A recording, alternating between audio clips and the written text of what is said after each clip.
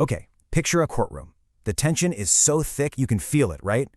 Everything, careers, futures, sometimes even lives, it all comes down to one single thing, the story that gets told to the jury. So that's the big question, isn't it? How does a trial lawyer craft a story that actually wins? Is it just about piling up the most facts? Or being the loudest person in the room? Or is there something much deeper going on with the psychology of how we're persuaded? Well, according to persuasion expert Robert Cialdini, the real secret isn't just in what you say. It's all about how you prepare your audience to hear what you're about to say. And that simple idea, changes the entire game. Cialdini actually has a name for this. He calls it pre-suasion. Think of it like tilling the soil before you plant a seed. It's the art of setting the stage, of priming the audience's mind so that when your core message finally lands, it lands on fertile ground. It's the crucial work you do before the real work begins. So where do you start? The very first principle of persuasion is probably the most human one there is. It's all about making a simple, fundamental connection. It's called the liking principle, and it's incredibly simple. We are just more likely to say yes to people we know and like. It's a kind of mental shortcut. If we feel a connection to someone, we automatically open our minds just a little bit more to their ideas. So what makes us feel that connection? According to Robert Cialdini, it really boils down to three key things.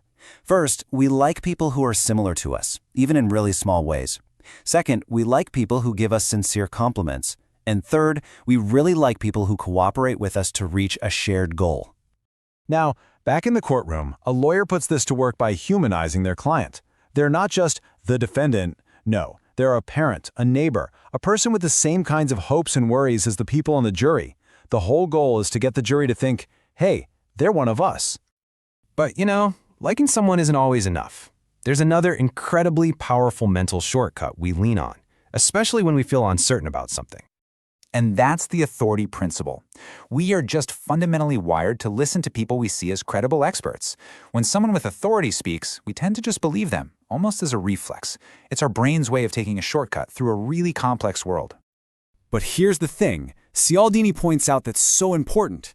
Authority isn't just about having expertise. That's only half of it. The other half, and you could argue it's even more crucial, is trustworthiness. Because if we don't trust you, your expertise is basically worthless. And one of the most brilliant ways to build that trust is captured in this quote. By admitting a weakness first, like Queen Elizabeth did right before rallying her troops, you immediately establish your honesty. It works because it lowers our defenses. It signals that you're not trying to hide anything, which makes everything you say next sound way more believable. You see this play out perfectly in court.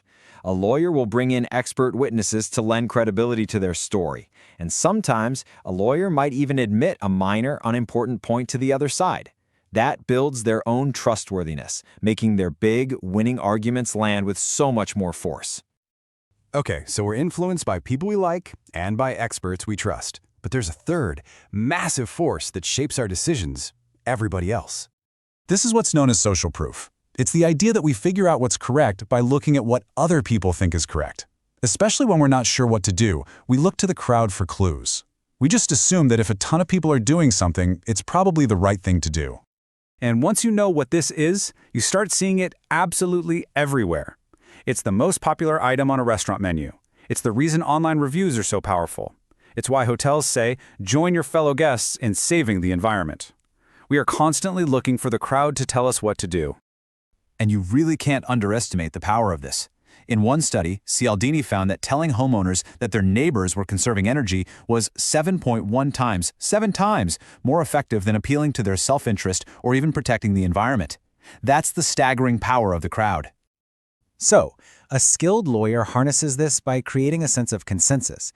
They'll bring in witness after witness who all tell a similar story.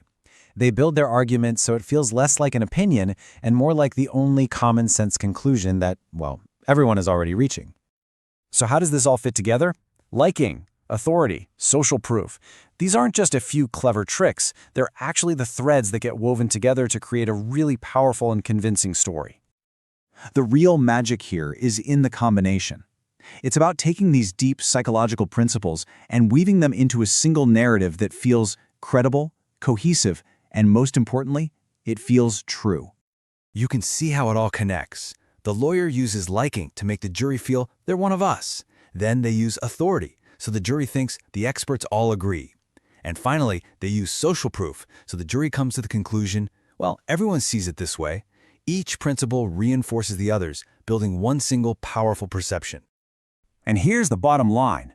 When all these elements are combined in the right way, the jury isn't just hearing an argument anymore. They're being guided to a conclusion that feels obvious, it feels natural, it feels inevitable. Of course, these principles don't just live in a courtroom. They're in every advertisement we see, in political speeches, in our day-to-day conversations. By understanding these tools, you're not just a better juror, you're a sharper, more critical thinker. So the real question is, now that you can see the tools, how are you going to see the story?